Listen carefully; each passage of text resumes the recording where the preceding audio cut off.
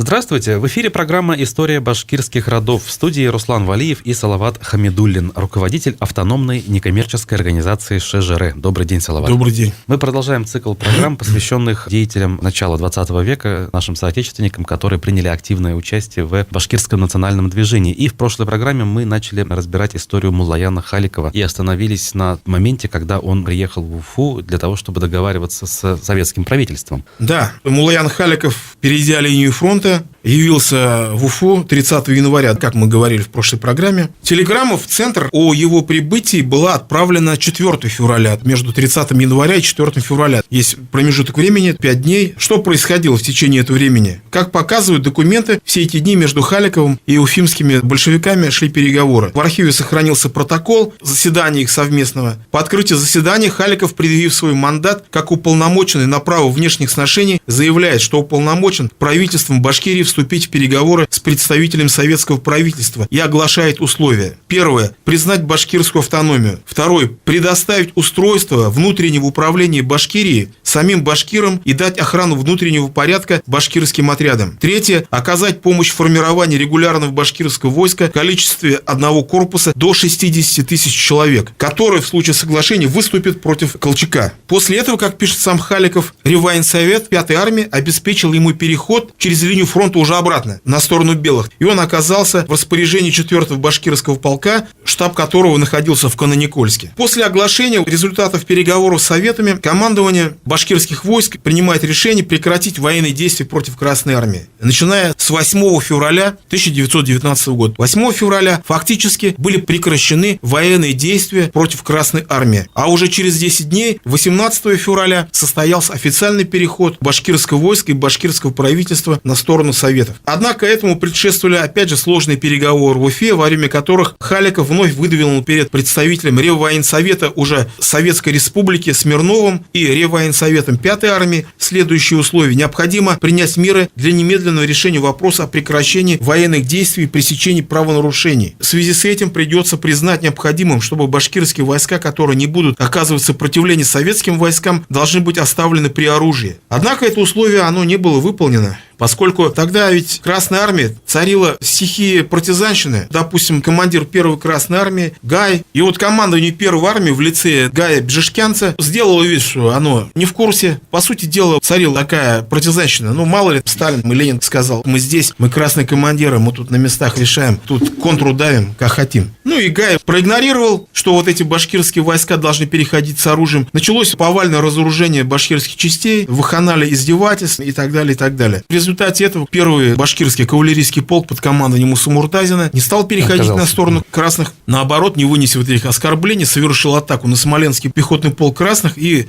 ушел обратно к белым. Вот, ну и там некоторые другие части, не будем здесь перечислять. Певец башкирской революции Шейхзада Бабич в те дни написал стихотворение, объясняющее переход. Нужно же было объяснить башкирским войскам, почему мы перешли. Многие не понимали. Рядовые солдаты, которые воевали, в окопах сидели, и они далеки были от этих политических материй. Шейхзада Бабич в стихотворной форме написал стихотворение, где объяснялось, почему мы перешли на сторону Советов. Потому что многие не хотели переходить. Валиди писал: солдаты плакали, когда им объявили, что переходим на сторону Советов. Потому что было вот такое ожесточение, страшное ожесточение. Шейхзада Бабич писал: мы встали на сторону красных за тем, что они наш оплот. Они поддержали, признали свободный башкирский народ. Звучит большевистское слово: должна быть любая страна свободной и автономной, со всеми на свете равна. А Дутов, Колчак повторяют: хотят автономию взять? Нет. Лучше уж малым народом под дудку буржую плясать. Это было воспринято всеми как трагедия. Но вот эти эксцессы, которые возникли, трение непонятное, негативное отношение к башкирским солдатам, к башкирским частям, которые перешли на сторону Советов, пришлось улаживать. Опять же, кому? Опять же, пришлось Халикову. Он поехал в Симбирск, Реввоенсовет Восточного фронта. Потом нужно было уже ехать в Москву, чтобы утвердить договоренности на высшем уровне. 26 февраля 1919 года Сталин в телефонном разговоре с Валидовым приглашал приехать его лично. Однако Валиди сам не поехал. Вместо себя он отправил того же Халикова, а также Кулаева и Бекбауэра. Кто такой такой Кулаев, кто такой Бекбауов. Бекбауов Абдрашид, это был офицер, он был личным адъютантом Валиди, а Мухаммедхан Кулаев, или как он в источниках везде пишется, Мстислав Кулаев, это башкир у Сергенской волости. В свое время он закончил медицинский институт, один из немногих тогда представителей интеллигенции, медиком был, работал в Казани, там влюбился в русскую девушку, и родители не дали разрешения жениться на ней, потом дали, но с условием, что вот он принят крещение. Крестился и стал Мстислав Кулаев, а так Мухаммедхан Кулаев. И вот эти три представителя поехали в Москву: Халиков, Мстислав Кулаев и Бекбауов. 7 марта достигли Москвы, и Сталин в тот же день отбивает телеграмму Уфимскому и Оренбургскому губкомам. Делегация башкир прибыла в Москву. Башкиры, безусловно, получат советскую автономию. Не определены еще и детали, о чем ведутся переговоры. Центральный комитет обязывает партийных работников внимательно отнестись к нуждам башкирских трудовых масс и помочь им в деле строительства Советов Башкирии. По поручению ЦК партии Сталин. Наконец, 20 марта 1919 года, 100 лет назад, на заседании СНК РСФСР, проходившем под председательством Ленина, между советским правительством и членами башкирской делегации было подписано соглашение о советской автономии Башкирии. С советской стороны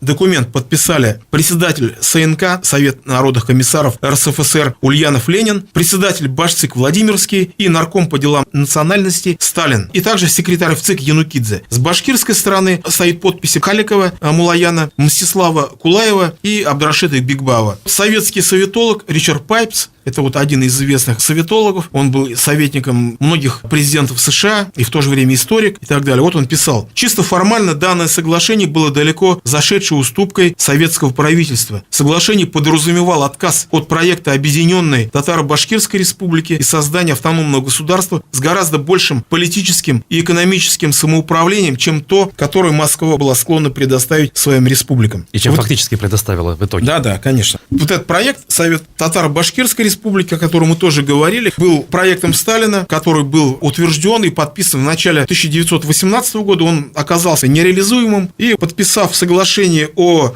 признании Советской Республики, соглашение о Советской Башкирии, Пайпс говорит, что фактически тем самым вот этот проект Объединенной Татаро-Башкирской Республики Советской, фактически он был аннулирован. Башкирское войско, которое по мобилизационному плану Ахмед Заки Валиди весной 1919 года предлагалось довести до 17 тысяч человек, было расформировано, имеется в виду белое войско. Одна часть башкирских подразделений была интернирована в тотские лагеря, другая была включена в состав дивизии Красной Армии, третья, не выдержав унижений, вновь переметнулась к белым. В условиях начавшегося весеннего, выяснится позднее, от последнего контрнаступления Колчака, Башревком был эвакуирован в Саранск. 13 марта белые вторично взяли Уфу, а в течение марта-апреля вся Башкирия оказалась под их властью. Теперь вся деятельность башкирского правительства в изгнании, которое теперь называлось на советский лад Башревком, была направлена на то, чтобы создать новое башкирское войско, уже теперь Красную башкирскую армию. И Халиков немедленно выезжает в Самару, где находился Реввоенсовет Южной группы войск Восточного фронта в качестве представителя. Здесь вот целый год он будет находиться в Самаре. Чем он занимался? Вот как раз он занимался вот этой комплектацией уже красных войск. Из кого комплектовали? Откуда? Вот, сейчас мы все об этом расскажем. Во-первых, вот эти остатки частей, которые находились, интернированные части башкирские в тотских лагерях, их там как в концлагере держали за колючей проволокой, их стали переводить в Самару, из них начали комплектоваться первые башкирские красные подразделения. Принудительно получается. Ну как принудительно? Они просто выполняли волю своего правительства, они не против были. Угу.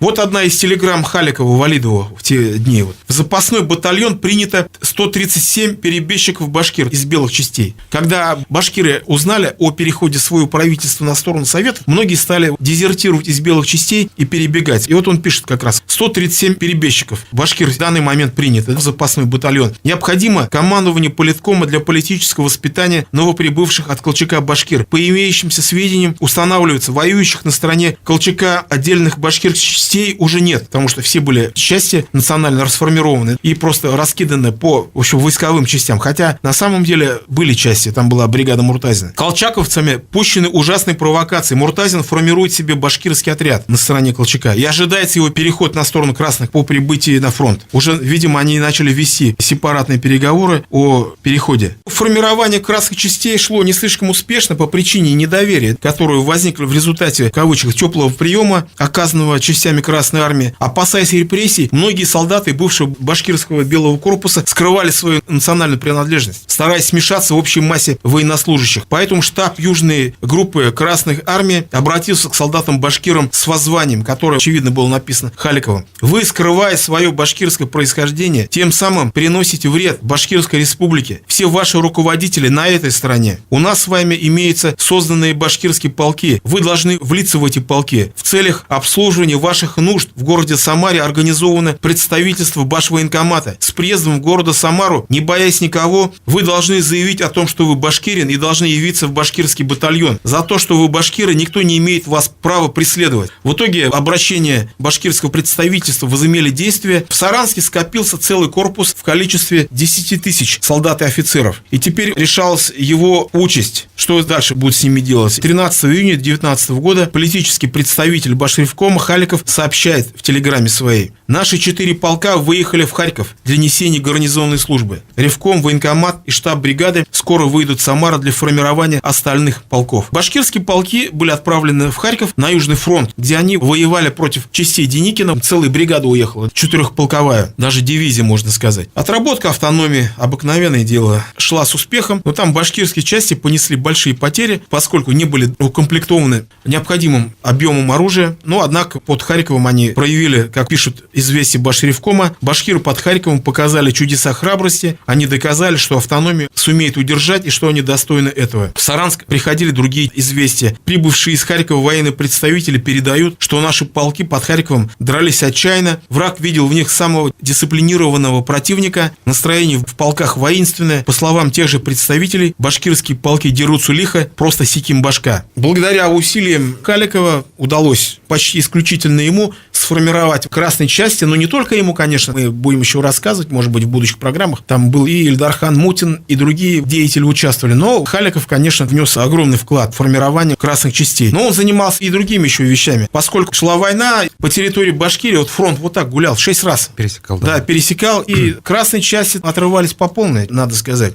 Как писал Халиков, отношение красноармейцев 20-й стрелковой дивизии к мирному башкирскому населению крайне бесчеловечно. Грабят, бьют, расстреливают, башкир насилуют женщин. В одной только деревне Бала-Чатырман расстреляно 5 человек. Среди них 88-летняя старуха, изнасилован 8 женщин и так далее. Пришлось вот эти вопросы тоже улаживать. Халиков буквально каждый случай выезжал на место, все это расследовал, протоколировал и отправлял все вот эти жалобы Реввоенсовет Красной Армии. В июле 1919 года вступает в ВКПБ, становится большевиком. Человек, он дальновидный, он понимал, что дальше, если мы хотим работать с советами, то без этого никак. В сентябре 19 года, когда Башкирия и весь Урал были очищены от колчаковских войск, Башревком наконец смог вернуться на родину. Вооруженная борьба сменилась борьбой иного характера, поскольку власть-то они получили. Резиденция башправительства находилась в Стерлитамаке, но никто не хотел. Опять же, вот эта партизанщина на местах, она давала о себе знать. Ни Уфимский губревком, ни Оренбургский губревком никто не хотел отдавать контроль над районами Малой Башкирии, которые подчинялись Уфе и Оренбургу, в ведение башкирского правительства. Всячески тормозилось по-всякому и не хотели передавать дела, передавать предприятия, которые там существовали и так далее, и так далее. И вот недаром в сентябре прошло закрытое заседание Оренбургского ревкома, на которое приехал из Москвы всесоюзный староста Калинин Михаил. И открыто он сказал, что Башкортостан – это мыльный пузырь и буф для восточных народов. Мы башкирам не верим, гоним их солдат под Питер. Мы должны пролезать во все органы власти и парализовать их работу. В начале января, как мы уже говорили в предыдущих программах, произошел знаменитый январский конфликт, когда провокации постоянно ВЧК, нигилистов, самоопределение народов России довели до того, что они спровоцировали власти Башревкома на арест некоторых наиболее одиозных там деятелей во главе с Гали Шамигуловым и так далее. Произошел в марте арест, потом в это дело вмешались уже центральные власти. Вот те, кто готовил эту провокацию, естественно, они были просто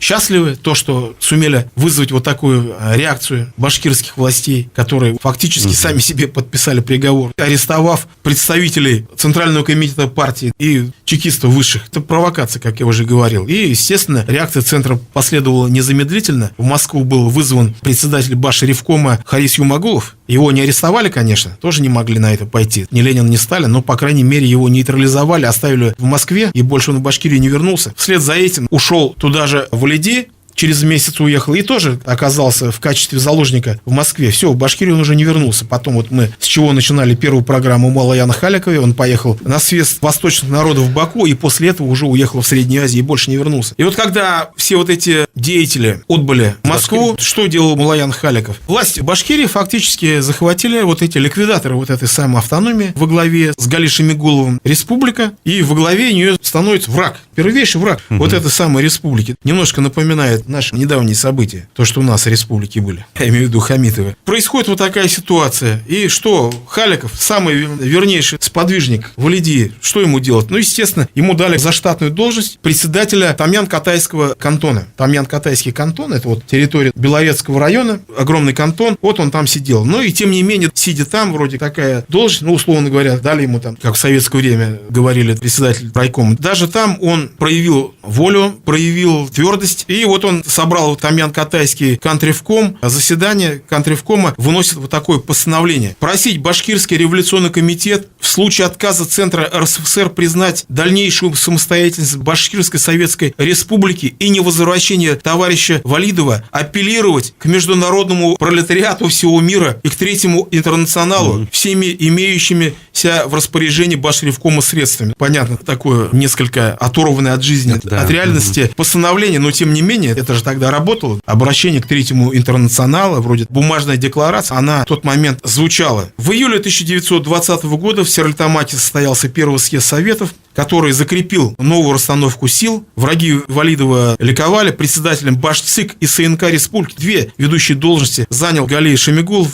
там ярый враг башкирской автономии. И, казалось, дни Башкирской Республики сочтены. С одной стороны, так плохо, там произошла полная дебашкиризация властных органов, всех валидовцев вычистили, поскольку других кадров не было, кем было заменить. И вот оставался один, более или менее вот такой, вроде как, с незапятнанной репутацией Халяков. Про него вспомнили, что вот он сидит там где-то там у себя в Тамьян-Катайском кантоне, и вот начали его там понемножку поднимать. А в это время, что происходило на Южном Урале? Произошло вилочное восстание в Уфимской губернии, потом началось восстание в Малой Башкирии против террористической диктатуры Гали Шамигулова, против Шамигулова. Ну и в итоге властям нужно было как-то реагировать, и Гали Шамигулова пришлось убрать. Уже через год, в июле 1921 года, состоялся второй съезд Советов, и во властные органы которого были возвращены все бывшие валидовцы. Председателем Башцик стал Махровый, писал о нем пресса, Золотопогонник, Колчаковец, Дутовец, Валидовец, комбриг Муса Муртазин. Во главе СНК, то есть Совет народных комиссаров, был поставлен Муллаян Халяков. СНК, это, можно сказать, по-нашему, это премьер-министр, да.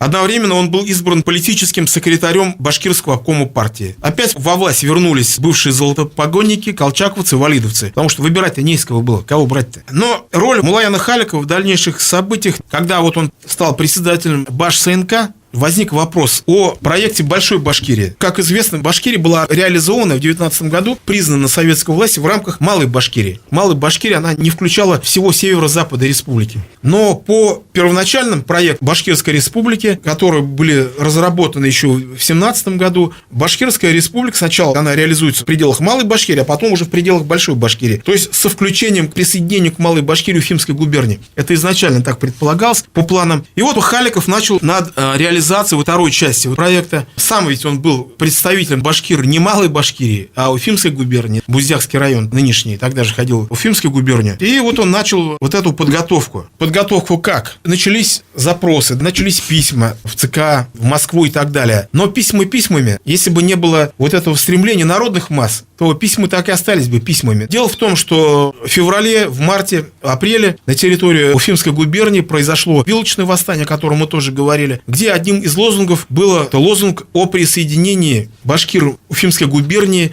к Малой Башкирии, Башкирской республике. Такое ирредентистское движение. То есть, что такое ирредентизм? Когда часть народа, не входящая в государственные границы своего национального государства, требует присоединения к нему. И вот ирредентистское движение началось, вилочное восстание. Плюс еще ранее, в 18 году, был провозглашен Бураевский автономный кантон. И, видимо, Центр, рассмотрев вот эти факты, вот эти вопросы, пришел к мнению, что надо решить вот это дело положительно. Плюс там в 20 году, по-моему, прошел съезд Башкир Демской долины по реке Демы, которые тоже вынесли протокол о том, что нужно их присоединить к Башкирской республике. Но в итоге Муллаян Халяков, который как раз возглавлял республику, вот это движение, он чисто административно, он все сопровождал, документально документально, и этот вопрос был доведен до конца. В 22 году, в июне, было принято постановление Центрального правительства о том, что Уфимская губерния упраздняется и присоединяется к Малой Башкирии. Но не вся Уфимская губерния, понятное дело. Она была поделена. Да, 3 уезда. Она потому что уже была поделена, потому что Мензелинский уезд уже в 20 году к Татарской республике отошел, а Златоустовский ушел в состав Челябинской губернии. Вот таким образом была образована Большая Башкирия, в создании которой Муллаян Халиков, его вклад трудно переоценить, довел вот эти изначальные проекты, которые были в 17 году еще разработаны, он реализовал и довел их до конца. Огромная роль Халикова в том, что далее уже в 20-х годах, до своего ухода с поста в 1925 году, вот он до 25 года, занимался вопросами реализации башкирского языка как государственного. В 23 году была создана комиссия по реализации башкирского языка, председателем которой был Халиков. Были там приняты какие-то постановления, был утвержден алфавит. Он какой был алфавит сначала? До революции башкиры писали на тюрки, арабографичный. Не учитывал юго-восточный диалект. Башкиры писали не гау, а соу писали и так далее. Был принят новый диалект, который тоже на основе арабской графики, но уже с учетом вот этих диалектов юго-восточных. Вот это была такая промежуточная форма. Потом, как мы знаем, был переход на латиницу, и только ближе к 40-м годам переход на кириллицу. Одним словом, Муллаян Халиков внес огромный вклад в создание самой Башкирской республики. Он был в самом начале у истоков, участвовал в учредительном Курултае, потом, как мы знаем, в организации первых башкирских формирований партизанских в горах, потом был главным переговорщиком башкирского правительства, который обеспечивал связь между башкирским правительством, самарским правительством Камуч, потом обеспечил связь с советами, потом внес неоценимый вклад в формирование уже башкирской Красной армии, потом занимал посты руководителя республики. Кстати, самое главное, что его подпись стоит под соглашением о признании башкирской автономии, Советской Башкирской Республики, ну и так далее. То есть вклад его неоценим. Недаром у меня вот программа тоже была, я так и называл его, преемник Валидова, и правой рукой он был. Когда в городе Стерлитамаке ставили мемориальные доски, но на здании резиденции башкирского правительства, там вот есть одна мемориальная доска, посвящена Валидову, с другого фронтона стоит Муллаяну Халикову. Потому что, по сути дела, это... Вообще там трудно говорить, кто вот был первый, кто был правой рукой, кто левый, кто, может быть, второй, правый там или левый. Так трудно говорить. Все они были для нас, историков, одинаковые. Вклад одного был в одной области, другого в другой. Все эти люди стояли у истоков республики. Сказать, чей вклад был больше, чей меньше, трудно. Поэтому для нас они все... Равноценные. Да, равноценны. Именно равноценны, да. Ну и он был расстрелян в 1937 году. Да. Кстати, я забыл сказать, что всех вот этих деятелей, и в том числе Муллаяна Халикова, после того, как они, поработав определенный период времени в органах Советской Башкирии, потом была такая практика, отзывают в Москву, якобы куда-то, на самом деле никуда, куда-нибудь там устраивают какое-то там министерство Союза, где они теряются, сидят, о них все забывают, и потом в 1937 году практически все вот эти государственные деятели Башкирии, основатели, которые были отозваны в Москву, у всех схожая была участь. В 1937-1938 году они все подверглись репрессиям, были расстреляны и так далее. Ну что ж, на этой ноте мы заканчиваем рассказ о Муллаяне Халикове, и я благодарю нашего эксперта, руководителя автономной некоммерческой организации ШЖР Салавата Хамидуллина. Слушайте программу «История башкирских родов» на Эхе Москвы в Уфе в следующий раз. До свидания. До свидания.